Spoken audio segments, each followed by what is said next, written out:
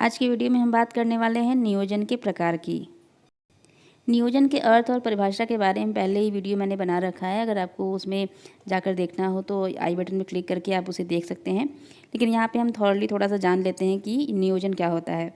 देखिए, कोई भी कार्य करने से पहले उसके बारे में अगर कुछ हम सोच विचार कर लेते हैं तो वही क्या हो जाता है, नियोजन कराता है। यानी कि कोई भी कार्य करने से पहले वो कार्य क्या करना है, कब करना है, कैसे करना है, किसके द्वारा करवाना है, ठीक है, उन सभी चीज़ों के बारे में अगर हम पहले ही रूपरेखा या कार्यक्रम बना लेते हैं तो वही क्या कहलाता है, नियोजन। अब बात करते हैं नियोजन के प्रकार की। देखिए, कोई भी संस्था हो, चाहे वो व्यावसायिक हो या गैर व्यावसायिक हो, वे किसी न किसी उद्देश्य या लक्ष्य का निर्धारण करती हैं। कोई भी संस्था हो, उनके विभिन्न प्रकार की आवश्यकताएं, परिस्थितियां, लक्ष्य एवं उद्देश्य होते हैं, इसलिए योजनाएं भी विभिन्न प्रकार की होती हैं। कहने का तात्पर्य है कि कोई भी संस्था हो, अगर उसकी परिस्थितियां, उद्देश्य एवं लक्ष्य अलग अलग होंगे तो उन्हीं के अनुरूप योजनाएं भी बनाई जाती हैं, तो योजनाएं भी विभिन्न प्रकार की हो जाती हैं, ठीक है। यही वजह है कि प्रबंध के विभिन्न विद्वानों ने नियोजन के विभिन्न प्रकार बताए हैं। इस संबंध में जॉर्ज आर टेरी ने नियोजन के 4 प्रकार बताए हैं। नंबर 1, भौतिक नियोजन, फिजिकल प्लानिंग। नंबर 2, कार्यात्मक नियोजन यानी कि फंक्शनल प्लानिंग। नंबर 3, विस्तृत नियोजन यानी कि कॉम्प्रिहेंसिव प्लानिंग। नंबर 4, सामान्य मिश्रित नियोजन यानी कि जनरल कॉम्बिनेशन प्लानिंग। और अगर हम बात करें जॉन जी ग्लोबर की, तीनों ने नियोजन के 3 प्रकार बताए हैं। पहला है प्रशासकीय नियोजन, एडमिनिस्ट्रेटिव प्लानिंग। दूसरा है क्रियात्मक नियोजन यानी कि ऑपरेटिव प्लानिंग। तीसरा है परियोजना नियोजन यानी कि प्रोजेक्ट प्लानिंग। इसी कड़ी में अगर हम बात करें बैसिल डब्ल्यू डेनिंग की, तो इन्होंने भी नियोजन के 3 प्रकार बताए हैं। पहला है क्रियात्मक नियोजन, ऑपरेटिव प्लानिंग। दूसरा है परियोजना नियोजन, प्रोजेक्ट प्लानिंग। और तीसरा है मोर्चाबंदी अथवा व्यू रचना नियोजन यानी कि स्ट्रैटेजिक प्लानिंग।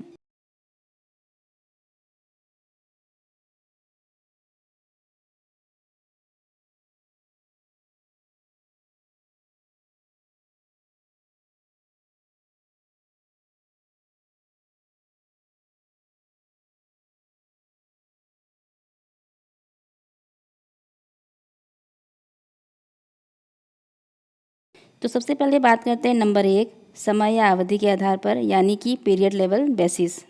इसके अंतर्गत योजनाओं को दो भाग में बांटा गया है। पहला है अल्पकालीन योजना और दूसरा है दीर्घकालीन योजना। अगर हम बात करें अल्पकालीन योजना की, तो जैसा कि नाम से ही स्पष्ट हो रहा है, अल्प मतलब छोटा और कालीन मतलब समय, यानी छोटे समय के लिए जो योजना बनाई जाती है उसे अल्पकालीन योजना यानी शॉर्ट टर्म प्लान कहते हैं। अब ये जो शॉर्ट टर्म प्लान्स हैं, ये दैनिक, साप्ताहिक, पाक्षिक, मासिक, तिमाही, छमाही और वार्षिक योजनाएं हो सकती हैं। दैनिक यानी जो दिन प्रतिदिन के कार्य हैं उनके लिए बनाई गई योजनाएं, साप्ताहिक यानी हफ्ते भर के लिए बनाई गई योजनाएं, पाक्षिक यानी महीने के 2 पक्ष होते हैं, कृष्ण पक्ष और शुक्ल पक्ष, तो 15-15 दिन के ये होते हैं, तो 15 दिन के लिए ये जो योजनाएं बनाई जाती हैं उन्हें पाक्षिक योजना कहते हैं। उसके बाद है मासिक यानी महीने भर के जो कार्य होते हैं उनके लिए कार्यक्रम बनाना। फिर तिमाही यानी 3 महीने के लिए, छमाही यानी वर्ष में 2 बार और 6 माह के लिए बनाई गई योजनाएं।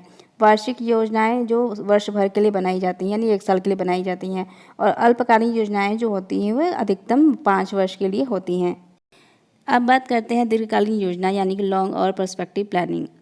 अधिक समय यानी लंबे समय के लिए बनाई गई जो योजनाएं होती हैं वे दीर्घकालीन योजनाएं कहलाती हैं।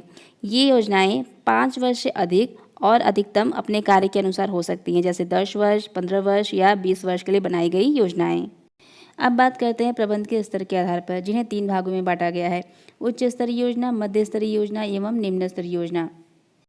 अब उच्च स्तरीय योजना वे योजनाएं होती हैं जो उच्च स्तरीय प्रबंधकों द्वारा तैयार की जाती हैं, जिसके अंतर्गत जनरल मैनेजर, ठीक है, संचालक मंडल या कार्यकारी अधिकारी लोग आते हैं। ये पूरे उपक्रम के अंतर्गत जो उनके लक्ष्य और उद्देश्य होते हैं उनके अनुरूप योजनाएं बनाते हैं। अब दूसरे नंबर पे है मध्य स्तरीय योजना, जो मध्य स्तरीय प्रबंधकों द्वारा तैयार की जाती हैं, जो होते हैं विभागीय या उप विभागीय प्रबंधक। ये विभागीय प्रबंधक अपने अपने विभाग की क्रियाओं के आधार पर योजनाएं तैयार करते हैं। अब जो सबसे अंतिम है यानी निम्न स्तरीय योजना, वे निम्न स्तर प्रबंधक यानी लो लेवल मैनेजमेंट के द्वारा तैयार किए जाते हैं। इसके अंतर्गत पर्यवेक्षक या फोरमैन आते हैं। इनके द्वारा जो योजनाएं तैयार की जाती हैं वो कर्मचारियों की क्रियाकलापों से संबंधित होती हैं। अब नेक्स्ट है नंबर 3, आंतरिक एवं बाहरी योजनाएं।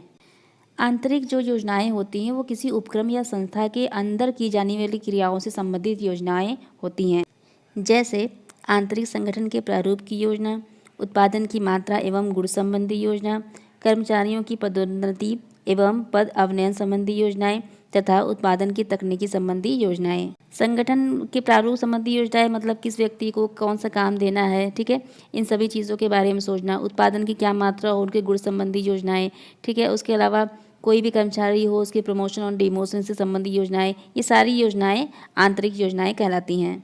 अब बाहरी योजनाएं वे योजनाएं होती हैं जो किसी संस्था या उपक्रम से बाहर की जाने वाली जो विभिन्न क्रियाएं होती हैं उसको निष्पादित करने तथा उन्हें नियंत्रित करने के लिए बनाई जाती हैं, जैसे विक्रय संबंधी योजना, क्रय संबंधी योजना या फिर यातायात संबंधी योजना।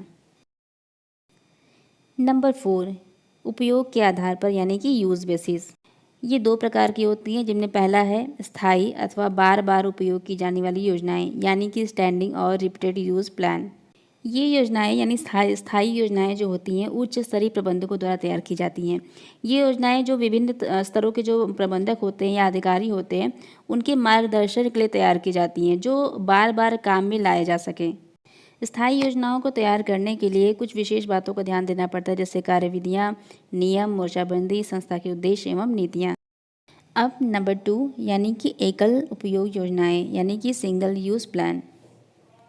ये योजनाएं किसी विशेष परिस्थिति में बनाई जाती हैं, यानी किसी विशेष परिस्थिति के उत्पन्न होने पर बनाई जाती हैं उसके समाधान के लिए।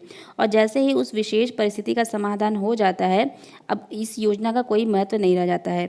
यानी कि एक बार जब इस योजना का प्रयोग कर लिया जाता है उसके बाद इस योजना का कोई महत्व नहीं रह जाता है।